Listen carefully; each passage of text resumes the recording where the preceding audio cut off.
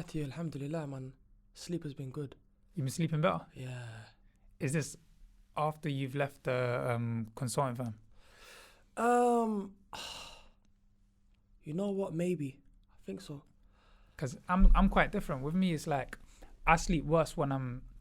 So I used to work a 9 to 5, and then when I left, I started sleeping worse because now it's like my brain is constantly on. When you used to work a 9 to 5, it's like, all right, I'm working from 9 to 5, and so everything after 5, my brain's off. Yeah. Do you get it? So that's why I was intrigued to see how you were sleeping. Yeah. I feel like a lot of the times in the day, my brain is on. With content, it's like there's never really an off period. There's times where, it might be 11 p.m., some big news has dropped. Or, it might be 2 a.m., something crazy has happened on the game, and I've got to be the first guy to sort of get it out there. So with content, it's like I'm always on mode, but I feel like I'm quite good at it. It's like, all right, if it's time to sleep, put the phone down, get to bed. And with my new sort of self-employed journey now into content creation and, sort of being my own boss, sleep, having a routine is going to be very important. So for me, in these next couple of weeks, and what I've been doing is just setting up good habits, good eating, good sleeping, gym, recovery, stuff like that. How's your gym session just now? You just come straight from the gym. See, work mode. Here's a testimony of it. Yeah, man. Gym straight Literally here. just came from doing back and triceps, got up at like 9 o'clock, had some water with some salt in it, get Water and rehydrated. salt? Yeah, electrolytes. Just drink Prime. No, they ain't sponsored me yet.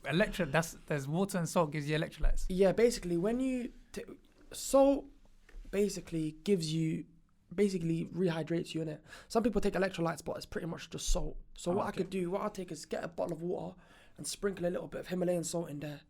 Leave it overnight in the fridge, and then it's slightly salty, but it basically rehydrates you. You shouldn't just be drinking normal water. Like you should be drinking, not necessarily all the time, but you should definitely be drinking and having electrolytes, because that's what actually rehydrates your body. So I had that, got ready, hit the gym, worked out, done some recovery after, and yeah, man, I'm here. Do you like Shilajit and them type of stuff to help? Or like vitamin pills? So I've got some supplements. I'm currently using like vitamin D, biotin, zinc, magnesium, just regular stuff that our body already gets and we need. And then on top of that, like obviously protein powder, creatine. But not like Shilajit and all of these funky powders and stuff that's gonna make me go crazy and stuff. Okay, yeah, you're gonna start skitzing and everything. Yeah, I feel like people just are so eager to jump into like, oh yeah, Shilajit. Bro, anyone that is so eager to take these powders and like these supplements, if you haven't already got a great gym routine, if you're not already training hard and you're not eating well and you're getting enough sleep, don't bother about Shilajit. Shilajit's not going to change your life. These supplements aren't going to change your life. It's about supplementing a great foundation. If you already eat well and you sleep well, you train hard, you've already got the most of it. If you want to add a little supplement here and there after you've done your research, then cool. But I feel like there's so many people these days barely train properly. Their eating's horrible. They barely get enough sleep. Oh yeah, Shilajit's going to change my life. Which is kind of sad to see, man. It's the marketing on social media, man, 100%. that make it seem as if and it's the same concept with trading. Yeah. Like, it's like, cool, these people that have a service to sell you are going to make it seem like this service is essentially overnight. Mm-hmm. So if I have Shilajit and I'm trying to sell you Shilajit, I'm going to make it seem like you take this, tomorrow you're Dwayne The Rock Johnson in the gym, and then a lot of people fall for this gimmick. Yeah.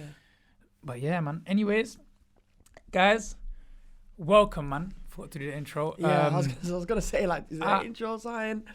I like to talk before I do the intro. Do you get what I'm saying? That. But anyways, guys, the first episode of the podcast.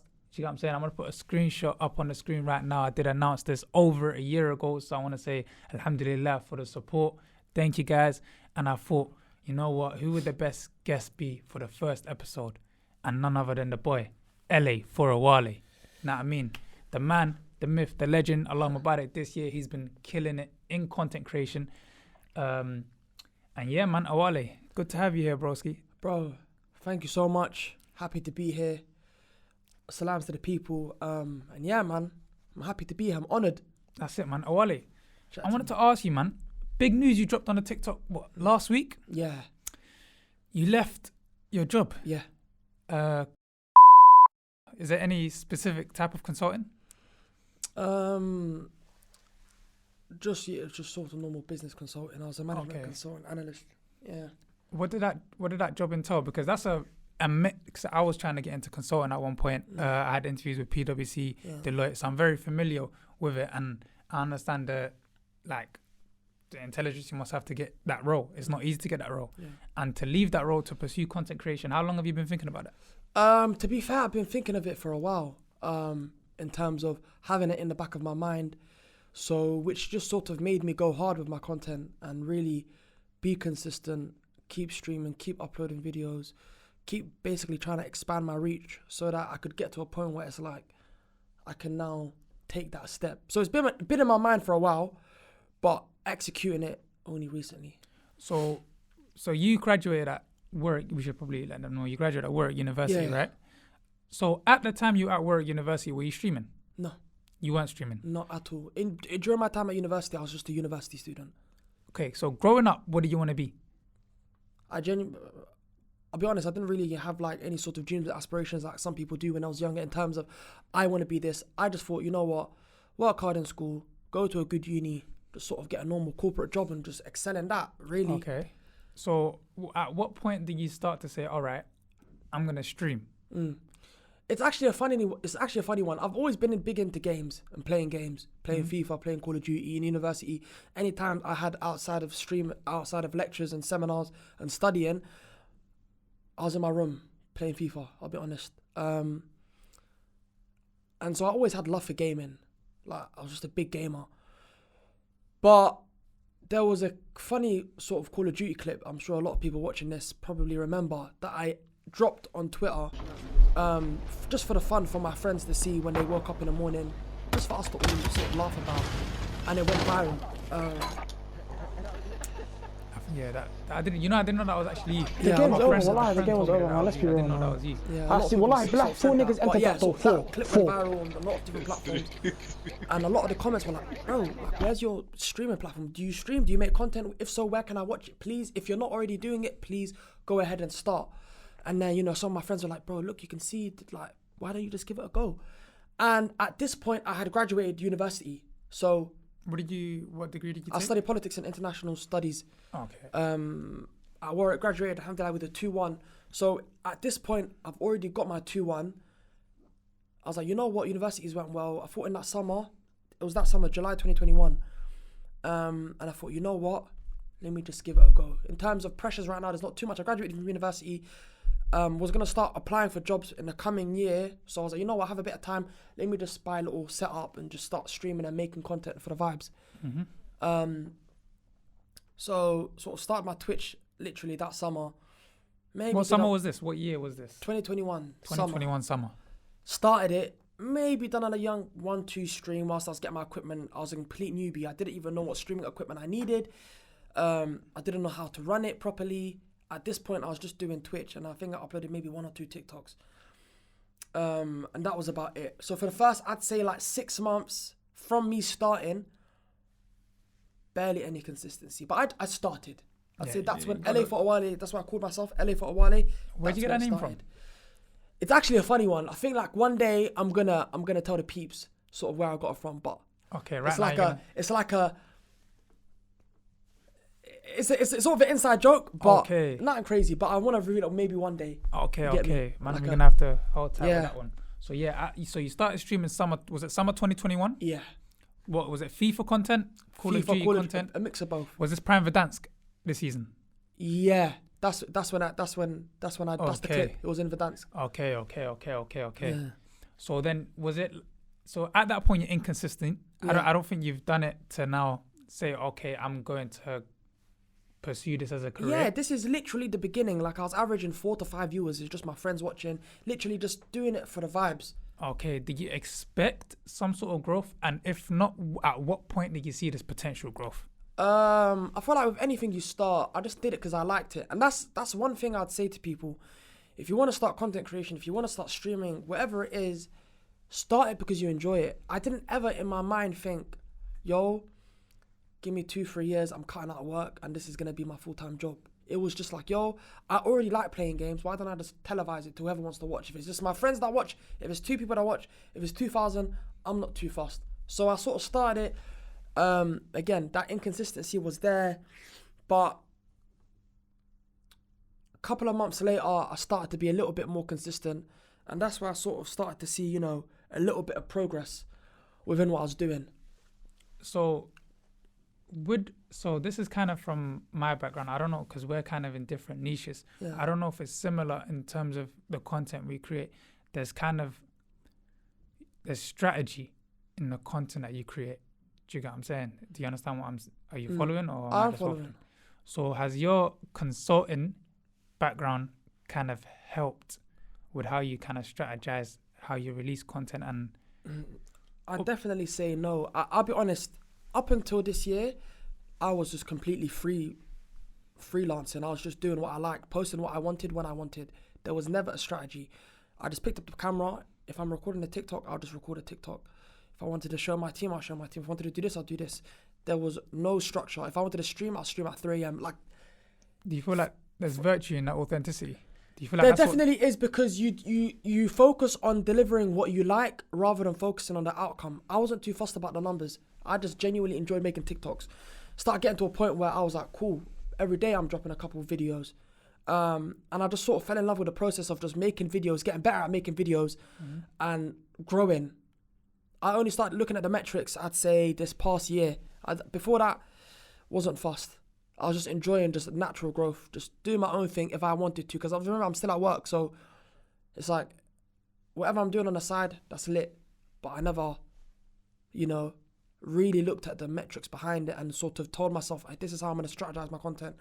Okay, so at what point did you kind of now look at it and be like, this has potential to be my full-time career? I'd say in the past year, for sure. At the start of FC24, which is the game that I've been streaming consistently for the whole year, I sort of, started to see my numbers grow on various platforms, and just fell in love more with the process, and just got to meet more people, got to get a lot more people supporting me.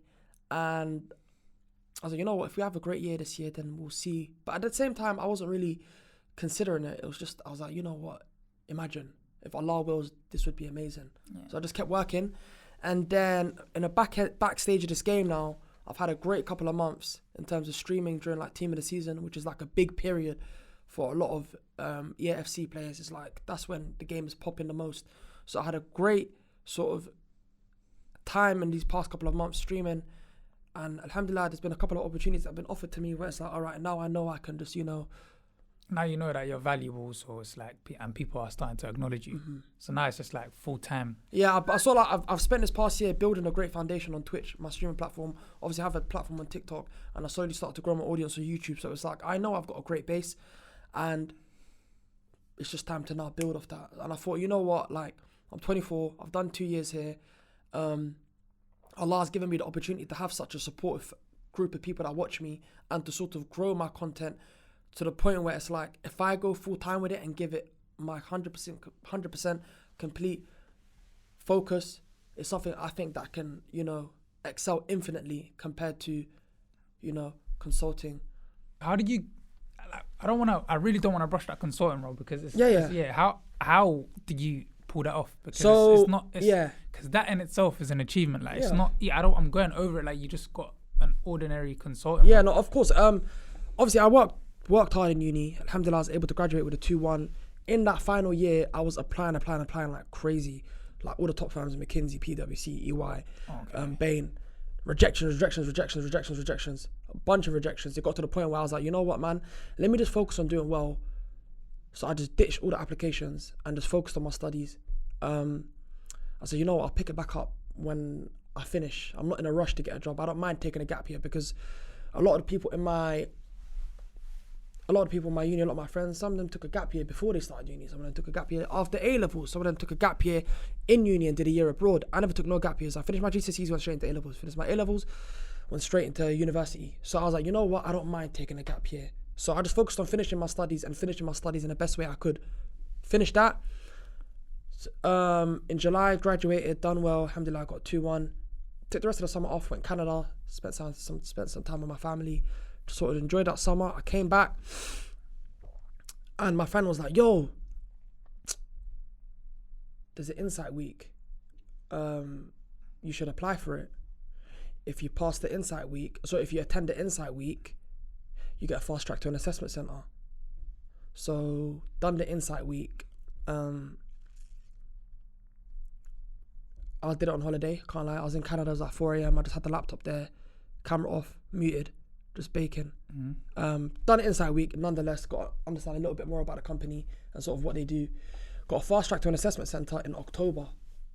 So how was the assessment center? How did you find that? Because assessment centers is, people don't understand that. That's something that you actually, I recommend people to you have to revise for it. It's 4 hours of like them trying to find like everything about you. So, you know, in terms of me preparing for that, I obviously did as much research I could about the company, managed to find some people who were working there that sort of gave me a lot of tips and a lot of advice on the things that they did to get in, helped me practice interview questions and stuff like that, competency-based questions. So yeah, did the assessment center. 2 weeks later, they told me, "Yo, you got a job." This is like November 2021. They said, "Yo, you're starting September 2022. Was this before you just, so in the timeline, have you already done the 2 streams before this, or was it What after streams? this? Remember when you said you started in 2021 summer? 2021 summer, yeah. In that summer, I done maybe 1 stream, 2 streams. Is this before you landed the job? And then November, I landed the job. Okay. And then, but anything before that, like maybe 1-2 streams. I'm barely like, I don't think anyone knows me at this point. Yeah. Got like maybe a couple hundred followers on TikTok. That's about it. My Twitch, maybe like 50 followers. Nothing crazy. Got the job. I was like, yeah, cool, sick. Now I know I'm locked in for September 2022. At this point though, I'm like, bruv, I need money. I graduated university, I got no money. So I just got a courier job. I was doing some driving job. Shout out to my guy Josh, if you're seeing this. Shout out Josh. Yeah, I was just basically driving, doing courier drop-offs, dropping off goods and services. Did that for like 4 to 5 months. And in that time, I was making TikToks anytime I could during the day. Whether it was rating teams on my phone, answering people's questions. I just started to make it a habit of trying to make TikToks. Is this FIFA? FIFA TikToks, yeah. So I might be just sitting in the van, I've got half an hour, yo, let me rate some of you guys' teams. So I just started making a couple of TikToks. Started, you know, getting a couple of decent numbers and stuff, started growing. I was like, you know what, man, this is lit. I just kept making TikToks. At this point, it's like, let me just focus on growing there. So now, November, I got my grad job. March, I got the driving thing. In between that, wasn't streaming at all. Wasn't really making any content at all either. Was just living, just chilling. March, I got that job. Kept it till July. March to July, did that. July to August, just holiday. Went holiday with my boys, just chilled, had some fun. September, I started my consulting role. Okay. Now, once I've started my consulting role, I was like, you know what, I've got a bit more money now. Let me invest in a better setup at home. So that's when I started to stream a little bit more. Just to quickly just input on there, what did you invest in to kind of, because I know that there's going to be a lot of people watching this that want to start streaming like you did. What did you invest in for your initial setup? How much would you recommend people, how much do they need? Yeah. Like, because some people may feel like they need the full stream deck. Yeah, of course. It definitely varies. When I started, I used my university laptop that I had for 3 years at uni. Laptop? My MacBook Air 2017, 2018, I think. It was barely it was freezing up. I had that because I couldn't afford a PC. My friends chipped in to get me an Elgato so I can connect that to my PS5 and into the laptop. And then I think I got like a £50 mic and like a £70 webcam, and that was it. So when people message me saying, "Oh, Awale, what's your camera like? What's your this? What's your that?" It's been a journey. Started off with just about enough to make the stream work. Quality wasn't high at all. A year later, bought myself a little PC. Cost a few £100, like maybe £400-500, and kept the rest of the same equipment just so that it was an upgrade on the MacBook. Is that what you're using now, or no? So I used that later on. Yeah. Okay. So this is used that for like 6 months to a year, and then it was doing a job for me. I can't lie. It wasn't the best. It would be very loud, but it did the job for me. At this point, are you streaming in your house? Yes. Have you got siblings? I got my own house now. But at that point, yes, my whole family. So how's headache, that? headache. Somali household. It's a headache, man. Are Like, you on the phone? bro, this is what I'm saying. Guys don't understand, bro. Like, I'm here streaming. I've got to make an announcement. Like, it's, you know, when Boris Johnson said, we got a lockdown. I had to tell guys, yo, don't come in this room, don't bell my phone, and don't be loud. I'm telling this to everyone, Hoya, Alba, all my siblings. Yo, let me just lock in and stream for a little bit. It was hard though, man. Like, obviously they were appreciative, but I think, bro, like, you're just playing your games, cool. But it's like there's hella noise in the back. Yeah. There's sometimes guests coming over and I want to stream and now I can't stream. So it's a headache. But it's all part of the journey, man. Like, I miss those times. It was nice just streaming in my house, you know, my loud PC in the back, my siblings, you know, knocking on the door saying, hey, we need to get something in here. I'm like, guys, give me 1 sec. I got to go grab this. Yeah. So I feel like guys think everything's got to be perfect to start. But what's perfect is if you just start. I'll be honest. Like, what's that saying? The best time. What's that saying? I don't know it, but I know what it is saying. Yeah, the first best time. Yeah. Second time. Best start. Now, yesterday, something like that. Yeah. In a nutshell, innit? Long story short, if you want to start something, just start. People want to come up with a perfect plan to execute things, and then they realize once they start the plan, that plan was rubbish. But you wouldn't have known that if you didn't start. So I didn't really have a plan. I just started, enjoyed it, and then slowly grew. Slowly invested more into my streaming, slowly invested more into my setup, and now this is where it's been. So I feel like people have seen me in the past year and started paying a lot more attention to my streams and content, but it's been a journey. Like, I started in 2021, so that's what, 3 years. Yeah, it's not overnight. It may seem overnight. It's always gonna look like it's overnight. Oh yeah, but it's not. It's never really overnight. Have you got any younger siblings? How many siblings have you got? I've got 4. Younger, older, where do you I'm place? the oldest. You're the oldest? Yeah. So have you got younger brothers? I've got 3 younger brothers. So do you look like, how does, because you're at that stage now where you've got the youth, like you walk around and they're saying your intro. Do you get it? So do they kind of see that? They definitely do. And it's sort of nice to see like the way they support me and stuff. But for them, it's like I'm just their big bro. And it's like, it's cool, like, it's just Muhammad, innit? It's just doing his content. Okay. So it's Okay. cool. So I wanted to ask you, creating content, there's always a massive issue that a lot of content creators have, and it's where they second guess themselves in terms of what it is they're releasing. I feel like you have 2 journeys when you're creating content. The first one is when you start to release it, and at this point you're still second guessing yourself. And then there's the point where you, excuse my French, you no longer give a fuck. And you just start releasing anything, and now it's just max output. Yeah. Were you ever at a position where you're like, and we were just talking about this, people overthink, they try to create a master plan, they try to do something. Were you ever a victim of that, where you're like, this is not worth releasing, this quality is not worth putting out there in terms of the standards that I hold myself account, like standards that I hold myself for? I feel like that's something I'm probably going to start facing a lot more now, because I'm going to be focusing on a lot more quality, but output at the same time. Up until this point, not necessarily, I'll be honest. Like, anytime I released a video, I thought it was good. If I didn't think it was good, I just wouldn't release it. But I was never under any pressure to like, I need to get this out. It was always, I do what I think is the best. If I don't think it's worth releasing, not an issue. I'm not too fussed. So yeah, but I feel like now, especially now since, you know, this is sort of my career, there is definitely probably going to be a lot more about that, trying to balance, you know, the output with the quality, and trying to think, you know, maybe that's not the best, like how to maneuver around that. So it's definitely probably a challenge I may be facing potentially. Do you feel like that challenge could hinder the authenticity of the content?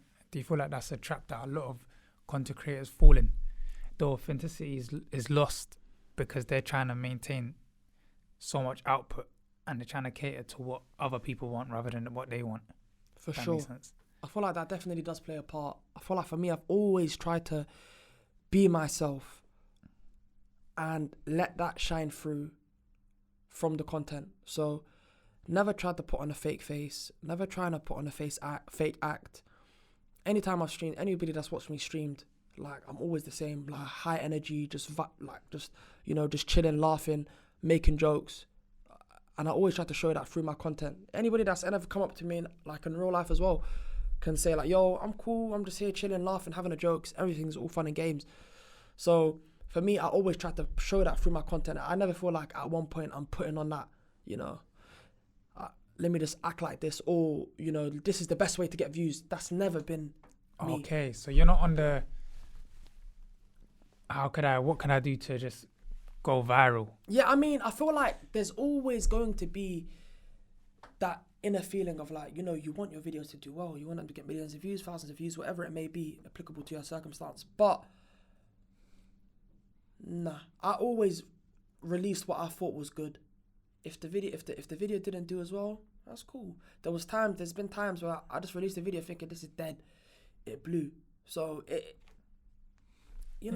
with content, it's like you never know. Just do what you think is best and enjoy it. I'll be honest. Content's cool as well because you're always one video away from like booming off to another galaxy, as you'd say. So it's like I might release a video. I might release 5 videos in a week. Okay. The 5th video might be absolutely horrible. Now I might feel demotivated, but what motivates me is that 6th video could skyrocket so much that now every video that I've released in the previous days could go far. And I feel like that's the beauty of content. Have you seen that? Was your thing like, was it that specific video that you told me about in the dance clip that kind of like skyrocketed the content for you? Or was your because you were growing gradually, of course, Allahumma barik.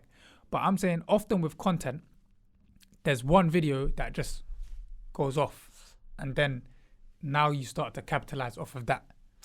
I feel like for me, there's been a few moments or periods of time, I'd say, where I was getting sort of a lot more growth than potentially the months before and after. I wouldn't necessarily attribute it to one video. Okay. Yeah. So is this like a season in terms of what's going on in FIFA in terms of the content that's coming out? Yeah, for sure. Okay, I can attribute it to that. You've noticed that like there's times where you literally you have to be on the game. Yeah. Like you have to be on the game because the amount of videos that it's kind of like who gets out there first. The amount of videos that you kind of could get from the 6 o'clock. What's it called? 6 p.m. content. Yeah. The content, that stuff. Okay. 100%. That's very true. It's a big game of like who can get it out first. So what would you say the most difficult thing is about content creation? I know that do you ever feel like you run out of ideas and you don't know what to do when you run out of ideas? Like what would you say is the downside that a lot of people don't show on the internet to being a content creator and an influencer? I feel like for me, in my journey with content creation, I always prided myself on trying to be consistent, especially in like the last year or two. And I feel like consistency is the foundation for everything. And it sounds cliche, but that is genuinely probably the most difficult thing, especially in the beginning, when you're starting out. Again, I had an enjoyment and love for what I was doing. So the metrics never mattered to me. The numbers, the views, the likes, the followers, it didn't mean anything to me. And that enabled me to just focus on delivering good content and just keep pushing. I feel like with a lot of people, they want that instant gratification. They want to see, if they're starting, they're streaming, or if they're starting, whatever content is, in whatever field they may be doing, they want to see that instant gratification. They want to see, oh, it's been a week now. Why have I not got thousands of likes? Why have I not thousands of followers? Why have I not got the traction that I've been expecting? And if that's the case, then you need to sort of reassess the reason why you started content. I started content creation because I loved making videos on FIFA, and that's how I started. So again, it never mattered to me. So for anybody that's looking to be a content creator, if you love what you're doing, then that should give you enough fulfillment, and that should give you enough sort of that willpower to push. The metrics and the numbers and stuff, it will all come after. Just put in the work and be consistent, enjoy what you're doing, and enjoy the process. Okay, so right now you said, right now we're waiting on FIFA 20. Is it? It's not FC 25. Yeah. FC 25 is what we're waiting on. So what's next for you? What is your say if you had a whiteboard? Yeah. And you had plans for the type of content that you would want to create in the future. What would be the pinnacle for you? What would be success? Like what's the type of content that you want to start creating in terms of, say you had max budget, max ideas, you can execute whatever it is you want to execute. What type of content do you want to be creating? I feel like I've sort of done well in the past year sort of to get the foundation. So for me right now, going forward in this coming year of FC 25, which is predominantly what I'm going to be streaming, I'm not necessarily going to say it's the only thing I'll stream, but I want to start definitely doing some more IRL stuff. I feel like a lot of the reason why people watch me is to them, they feel like I sort of have I have a lot of charisma. I'm quite outgoing. Yeah, it's more you than the game. Yeah, I'd like to think so. People watching me like watching me, not necessarily like watching me play FIFA. Maybe it's a combination of the two. Yeah. Maybe some people just genuinely like watching me play the game, but I feel like a lot of the reason why people sort of resonate with me and like me is because of my personality. So I definitely want to try to utilize that in a sort of stay outside of just streaming the game.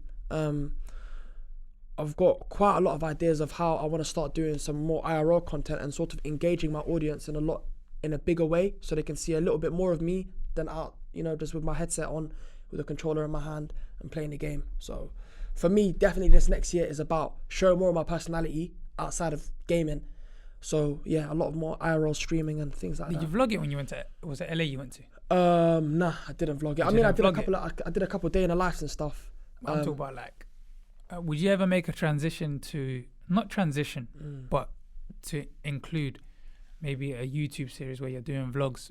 Because I've seen, since I've known, I think you traveled 2-3 times, so you're traveling a decent amount. Yeah. Would you try include your, grow your personal brand through doing maybe a day in a life or a daily vlog 100% whilst you're traveling or whatever? For sure. It just sort of, it depends what I'm going with, it depends what I'm doing, but definitely 100%, definitely something I'd incorporate. So in this space, who would you say is kind of what inspires you? Because now a lot of people are inspired by you. So what inspires you, and is there anyone that inspires you? Is it the situation that your family are in? You mentioned that you've announced that you opened a pack at your wedding, so you're married as well. Allahumma barak. Do you want me to keep that in or? Oh, no, that's cool. Okay. Yeah. So yeah, you're married. Allahumma barak. What now inspires you, both in terms of the sense of your career and your family, and are there any people that create content as well? So the likes of Nepenthes that I would know back in the day, FIFA, when I used to watch it, Pink Slips. Is there anyone like that inspires you as well? Good question. I feel like a lot of the inspiration that I have sort of just comes from, I feel like just sort of a natural instinct to just do well in whatever it is that I'm doing. And then second to that, I'd say sort of my family, 100%. I've always, in anything I've ever done, I've always tried to do my best at it and give it my all. And when I started content, granted there were a lot of sort of content creators within the FIFA space I'd watched, like Boras Legend, if anybody knows him, Nick Run the Foot Market. These are people that I was just watching in my spare time as content creators. And I always thought to myself, you know what, they're amazing. Maybe one day I can do stuff like this, So I'd say more from that sense, but I've always had that natural drive to just, if I start something, I'm going to give it my all. And if I enjoy it, even better. So I'd say, yeah. And my family have always been super supportive of my content creation journey. They saw me do well on my GCSEs. They saw me do well on my A-levels. They never had to remind me to study. They saw me do well at university. I never got into no shenanigans. I'd done well on my studies. I graduated well. They saw me get my grad job. They said, you know what?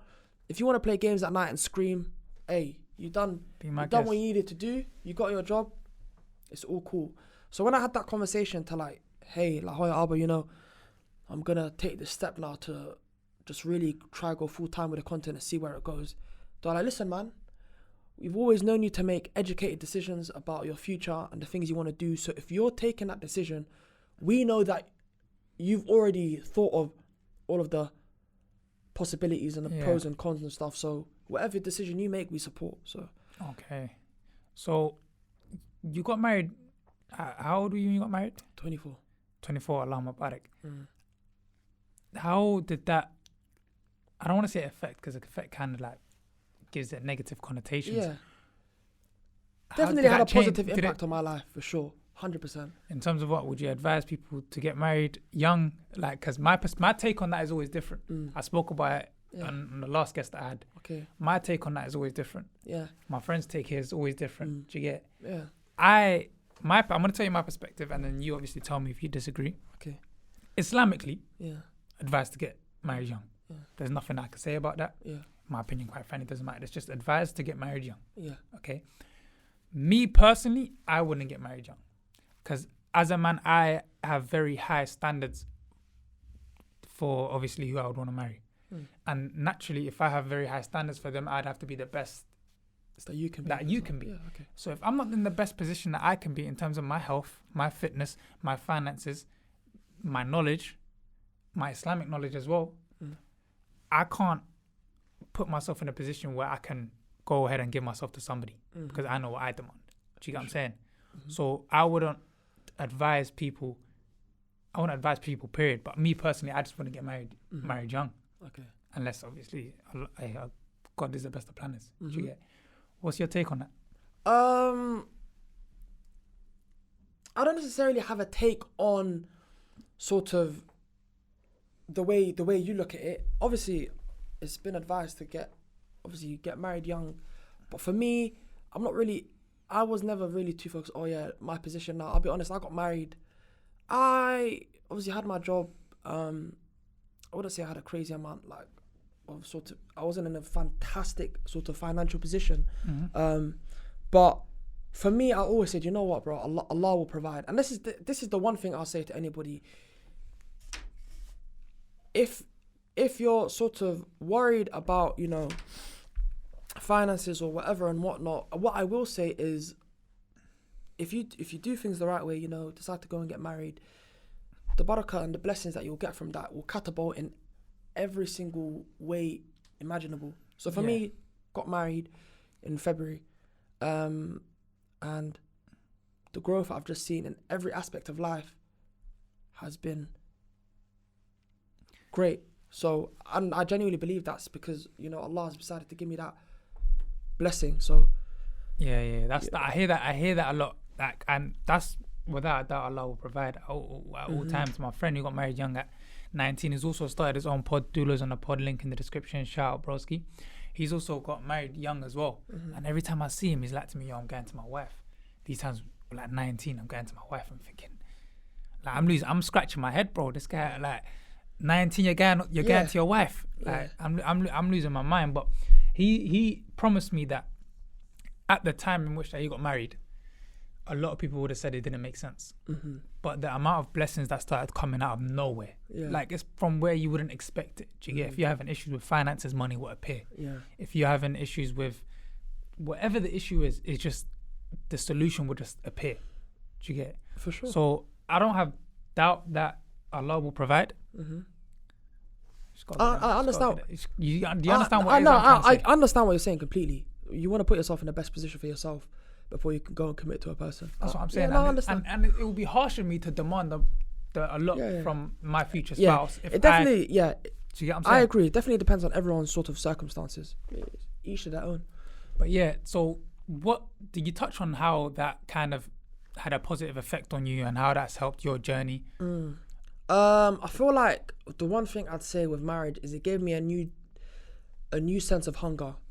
When I'm just here, living at home, it's like, it's whatever. At the end of the day, I've got a home to come to. Hoy and Abz are going to look after me to an extent. Yeah. But when, now you're married, you've got someone that's depending on you, you've got your own house to pay for, it's like every day I wake up, I don't want to put it in like a crazy way, but I've just got to always have a new sense of like hunger. Like I need to go get it. I need to work, just want to be the best that I can be in every single way. So that sense of like motivation and hunger is what I'd say I've definitely sort of seen. Okay. I wanted to talk about the content creating space. All right. There may have been a point where this is something that I felt right? And you just tell me your take on it. Coming into the scene, right? Is it what you expected in terms of me? I used to watch all of these content creators, and I'm not saying I'm a content creator now. I'm just somebody that has created content, so I could put my 2 pence in, right? What would you say the scene in itself is genuine or disgenuine? I feel like it's a hard one to say.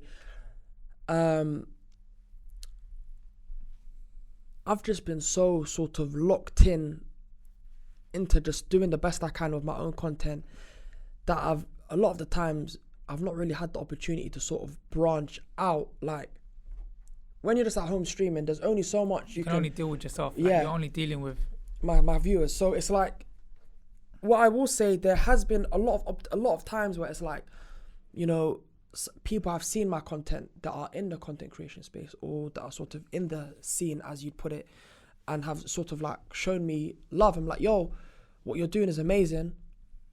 I really like it. Keep going. And it's like, amazing. It's really nice, you know what I mean? Like, to sort of get that. And it just shows you, you know, if you just work hard, put your head down, people that have been there and done that are going to see. So it's like, that's great, because not necessarily I'm trying to go down the same path as you, but if you've already been there and done that in the content space on these various different platforms and you're seeing what I'm doing, it's like there is a link there. Yeah, it's real recognizes real. Do you get it? So long story it short, must be, it must, how did it feel when you started getting recognition from all of these guys that we used to watch or listen to? 100%. So the likes of, I remember when Philly just started showing you mad love. Yeah. And then you started doing the thing with AJ Tracy. Yeah. So you started getting support from the people that us as grown up may have been taken in, and now they're taking you in. Yeah. How does that make you feel? Nah, bro, I'll be honest, it definitely feels amazing. Because again, it's like, yeah, bro, I've been here putting in the work. Like, it's not like I messaged young Philly and said, hey, I beg you, like, come watch my stream. It's like, he's probably just seen what I'm doing and said, you know what? Let me show him some love. So it's amazing that's like you put in that work and people will see it. And anybody that has sort of shown me love, or, you know, that I've connected with, you know, such as the likes of, you know, AJ Tracy, obviously, you know, Philly raided me a couple of times and shown me quite a bit of love. In any of the instances, it's been super organic and super genuine. Obviously spoken to them both off stream, super cool people, super nice, super down to earth, super willing to help. And it's just nice that, you know, it's like, these are people that you sort of seen before I even started content.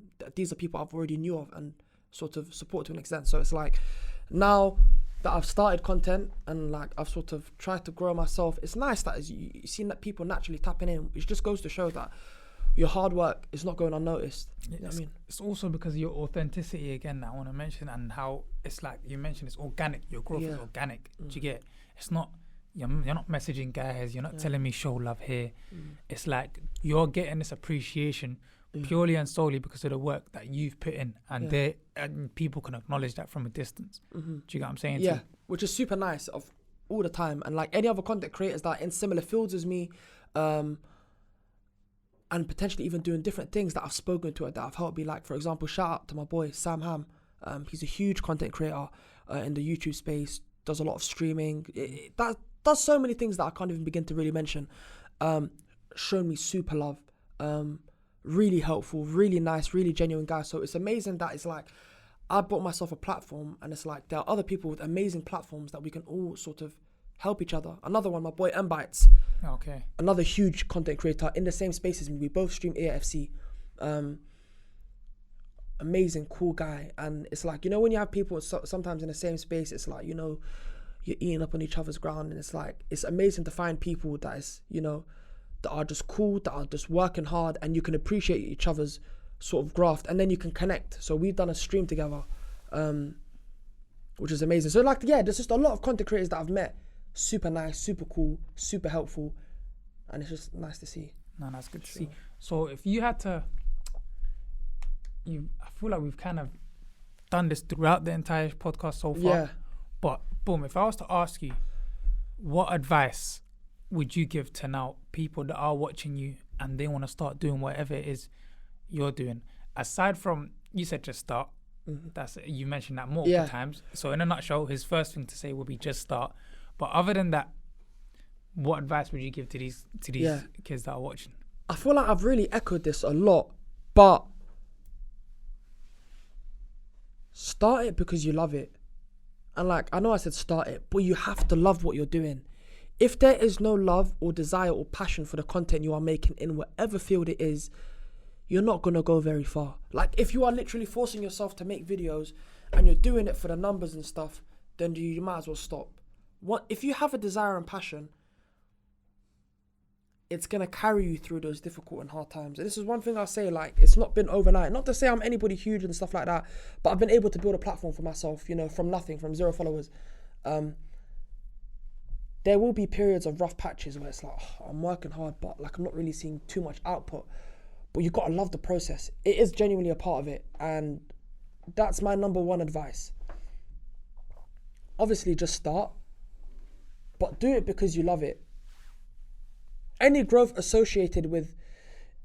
you'd associate with being successful will naturally come if you enjoy what you're doing and you be consistent. I don't think I've missed a day of making TikToks or content in genuinely, I don't know how long. There was times a day I was making 10 videos a day, 7 videos a day, 8 videos a day, 5 videos a day, streaming nearly every day. I haven't gone out on Friday at 6 o'clock. I haven't been out on Friday night, I don't know, since like last year. So it's like, enjoy what you're doing. That's my number one advice. And it will carry you through and you'll build everything off of that. You mentioned that it's the dedication. You haven't been outside at Friday. I'm assuming that's when content drops, crazy content. Yeah. So it's that level of commitment. And before that, you mentioned it's the volume as well. Yeah. And the amount of output. Do you get? So that's one thing that I would also, like, if you want to go far on social media or content creation, bro, it's volume. Yeah. It's how much you're putting out, because whether or not the content is good, eventually you'll find people that like you. Do you get? The way the algorithm works is that it's always going to kind of push it out to people that like you. Do you get? So you eventually end up finding your community. So let's get that out of the way. I've been wanting to ask you this since I seen you last time, the time we played football. Bit of a, you know what I'm saying, different thing. Cole Palmer or Saka? Honestly. Saka. Like, honestly, from the bottom of the heart, you genuinely, wallah, on everything you love, you genuinely think Saka's a better player than Cole Palmer? 100%. And I think it's actually quite disrespectful to argue otherwise. Why? How? Everything that Saka's done since the moment he stepped in his team, you genuinely want me to believe that because Cole Palmer dropped 30-something GA for Chelsea in his debut season, that it overrides Saka? Even in England, who performed better? Saka. This isn't even a debate. Saka didn't perform better in England. Yes, he did. He was one of England's best players this Euros. Yes, Cole Palmer did well to score in the final. No. Every single time Cole Palmer came on the pitch, the game changed. If you genuinely want to argue that Cole Palmer has been better than Saka for England, then we might as well just stop talking. Saka's been England's player of the year back to back, 2 years in a row. Go check the numbers for England. He's literally dropped hat-tricks for bro, the guy's cracked. Saka's cracked. Are you just trolling me? No, genuinely, honestly, from the bottom of my heart, I think there is not a chance. So do you think is Saka better than Foden as well?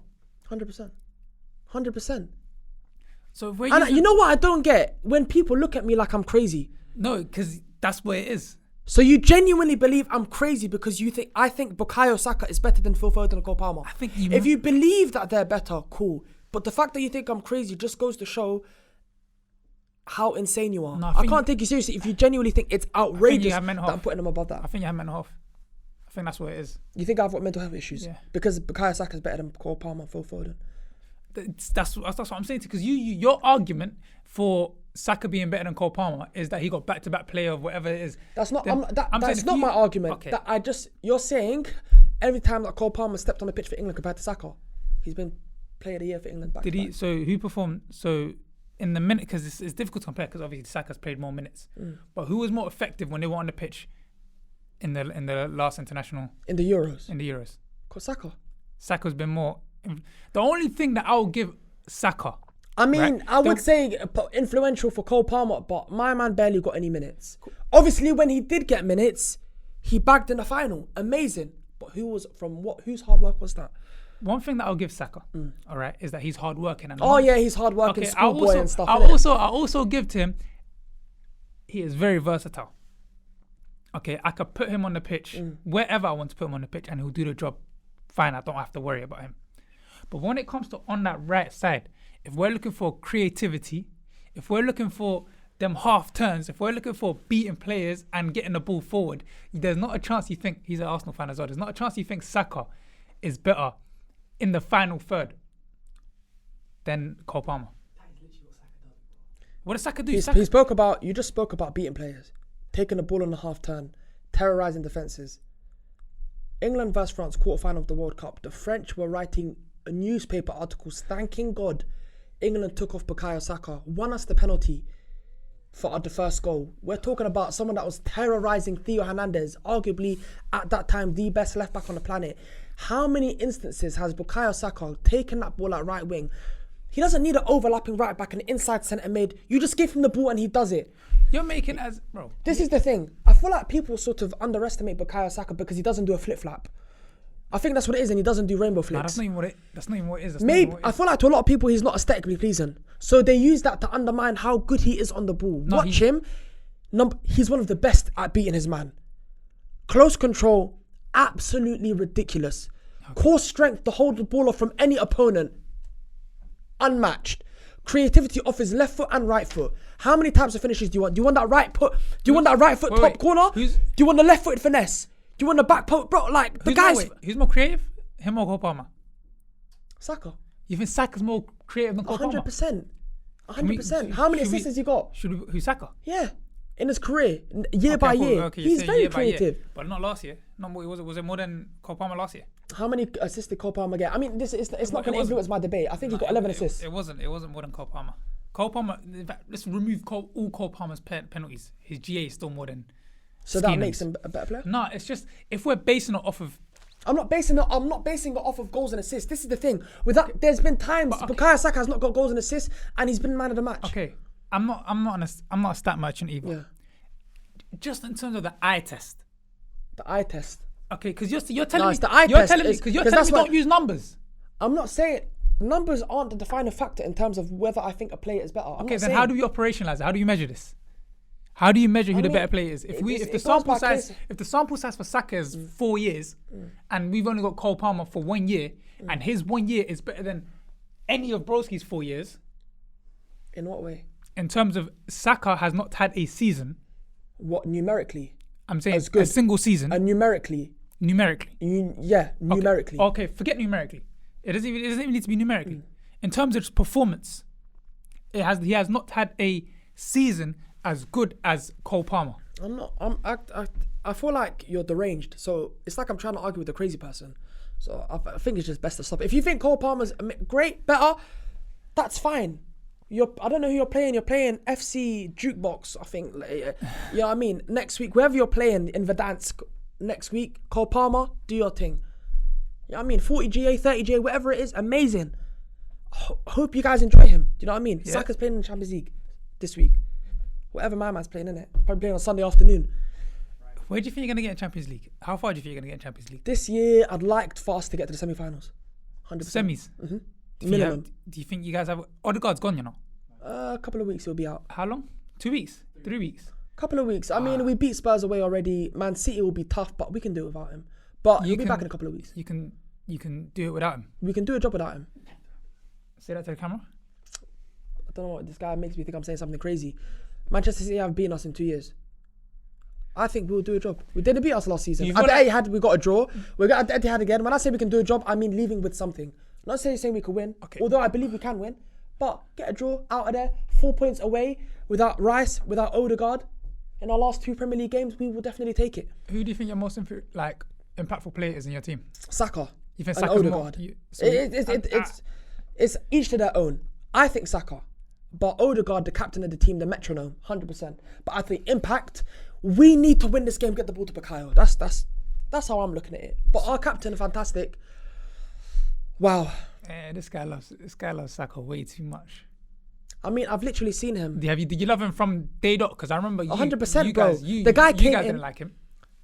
a lot of there was Bro, a lot of he came- fans because I don't he wasn't to the eye. He wasn't appealing to the eye. He was 19 when he walked in. 19 when he walked in and was already delivering. Not obviously to a crazy extent, but when he was playing, he was bagging, he was creating. Every single year, he's literally gotten better in every metric possible. So where do you think his ceiling is? Well, like best in his position in the world. On the right. Yeah, that's in terms of his ceiling. You're talking about the best he can be. I'm saying Best winger on the planet, 100%. So is that like Because right now he's one of 100%. who have we got? What options have we got on the right in terms of in the world? I think right now in the world, Lamine Yamal, Mohamed Salah, Bukayo Saka on the right wing. That's about it. No one else. So what's it gonna take for players to? So For me, it's like he's been consistently great, but now we need to win something. we have to. If he provides the numbers he provided last year and we win a Premier League, that's me done, bro. Okay, but say you guys lose the Premier League. Say you guys do not win anything this year. What does that mean for Arsenal? Do you feel like it's gonna?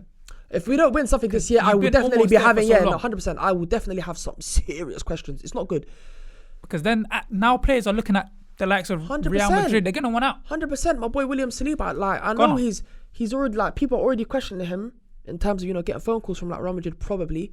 Bro, he's one of the best centre-halves on the planet. Bukayo Saka, one of the best wingers in the world. Martin Odegaard, one of the best midfielders in the world. We've built an amazing team. Now it's time to win amazing things. So I believe the team will deliver on that. Arteta's gotten better year on year. Last year, 89 points. Finished 2 points behind City. 91 points. I mean, bruv, if every year the Premier League is going to take 90 points to beat City, it's going to be very hard. Liverpool did it only once in 6 years with Jurgen Klopp. We'll talk about Mohamed Salah. We'll talk about Virgil van Dijk, Alisson, Trent Alexander-Arnold. And they got one Premier League. So I feel like everyone's onto Arsenal. I hear it. But we've gotten better year on year. This year, I feel like the 90 points will be enough. Considering we'll beat City. But City with a fit De Bruyne and Haaland, bro. It's scary, don't get me wrong. I think City are ridiculous. Again, Erling Haaland's already on 9 goals. So we're competing with one of the best teams of all time. And it's quite unfortunate. Because if it wasn't City and Haaland, Arsenal would have breezed the Premier League. 100%. But I'm not going to make excuses. It's hard, but I think we've got what it takes. We didn't lose the league to City. As in terms of us playing them. We drew it to Etihad. We beat them in Emirates. We lost it to the other teams. And we're better than all the other teams. So for me this year, in our matchups, I think we'll be good. Last year we took 4 points off them. They got 1. So it's about the other teams. It's about the consistency. There was a time last year, Fulham and West Ham and who was it that we lost to? West Ham and Aston Villa. Aston Villa later on in the year, but I think West Ham and Fulham back to back. Losses. Oh, yeah. Craven Cottage and the loss or Emirates. was it 20 shots against West Ham at home. 2 losses back to back. Absolutely detrimental. That would have won you the league, no? Yeah, and then people like to bang on about Aston Villa. Yes, it was really poor. But brother, we went 17 out of 19 Premier League games. 17 wins, 1 draw to City, 1 loss to Aston Villa. Yes, in the crunch time, we did end up losing, but for us to go 18 out of 19 would have been a ridiculous feat. I think this is one of the best Arsenal sides that we've seen in a very, very, very, very long time. For sure. I think it's going to be very unfortunate if you guys do not even win anything. If you guys don't win it, if you guys don't win anything, it's going to be like, I can't even put into words how sad it will be because nothing will be remembered. 100%. At the end of the day, people remember trophies. If in 10 years, you know what I mean, we didn't win a Premier League or Champions League, then it's like, oh yeah, Saliba and Saka, yeah, they were good players and that. Yeah. But we need those Champions League trophies. We need those Premier League trophies. So that's it. That's the stage we're at. Arteta knows that. The club knows that. You know what I mean? We're so close. Last year we were so close. So it's like, I know we can get it over the line. But so say, yeah, I feel like your team at a stage where you can get 2 semi-finals at least. Yeah. But have you got a team of finalists? A team that will perform when they get to those big stages? Because if you guys, let's say you buck the final, come across against the likes of Real Madrid. Does your team have what it takes? Because I was confident with my team when we had Tuchel. That season where Real Madrid won it and they lost, I'm pretty sure one of the knockout stage. Yeah, like every game. They lost one in every game. Yeah. I was very confident that we were going to beat them in the quarterfinals or whatever, because my team have shown me the previous year when we won, we can perform well in these stages. And obviously I trusted Tuchel. Do you feel like your team have what it takes to perform in finals? And I'm sure you've seen the picture as well. Do you see when City were coming out when we won and we were just like soldiers? Do you feel like your team are soldiers? Do you feel like they can do that? Do you feel like you got a team of men, Rijal? Oh no, I definitely feel like we've got a team of men, 100%. Like, that's not a doubt. A lot of these players ain't been in those big games, semi-finals, finals. Like, they're young. So that's another. I feel like that's another it's true. stage And that you guys need to. I definitely feel like this summer was the year we go and sign that superstar that's been there, done that, or that's, you know, been in those big games that can provide us something on those special nights. We looked down and out against Bayern Munich at the Allianz. Not to say that we got battered, dominated. No, it was a fine margins, but that night we looked absolutely empty of attacking threat, bro. So Yeah. I feel like we're there. Let's just see what the season says. Have you done watch parties before? You see, the thing is, I have a little bit, but I prefer to just watch it than stream it, man. I've done a couple of times where I've tried to do like watch-alongs in the Euros. It's like, bro, I can't even watch the game properly with a commentary on because they're gonna flag it, yeah. And then I can't really think because I'm just there. There's people on the stream. I'd just rather go watch the game, enjoy it, come after, talk about it on stream. Yeah, that's way better. It's way because we were gonna we tried to get it here at one point, but that's what the issue was. Because you actually have to watch your mute. 100%. Otherwise, they're gonna nick you. Yes, sir. But I wanted to ask you one last thing. Chat to me. Obviously, before we wrap it up, the content that you're creating in the future, you're gonna lock into FIFA. Yeah. For this year, for sure. Have you considered? Obviously, then there's a lot of new games that are coming up. Yeah. This year is gonna be crazy. Got the new Assassin's Creed coming out. I don't know if you used to play Assassin's Creed. Yeah, I did. Got the new 2K. 2K is huge. Have you considered playing 2K? Not really, I'll be honest. Oh, fair enough. Just locked into your own thing. Yeah, I feel like for me, it's like, for the things I want to do and the goals I want to achieve, for now, this year, FIFA, EFC, mainly. Like, that's my audience. That's what I built my name off. And I'm not even 5% of where I want to be within that. So I feel like once I've bossed that and become that guy for EFC, and I built up my numbers and metrics, and, you know, I've smashed 100k subs on YouTube, and now I've got a solid platform, then I can venture into doing some other things. But for now, I need to lock in. FIFA is like, how often do you get 20 O's? Regularly. But you get near enough. Yeah, near right? enough, yeah. So, what's like, say you get a banging team. Okay, I stopped playing FIFA a while ago, do you get? But I'm just going to measure it in terms of the chemistry. Do they still have like 197s?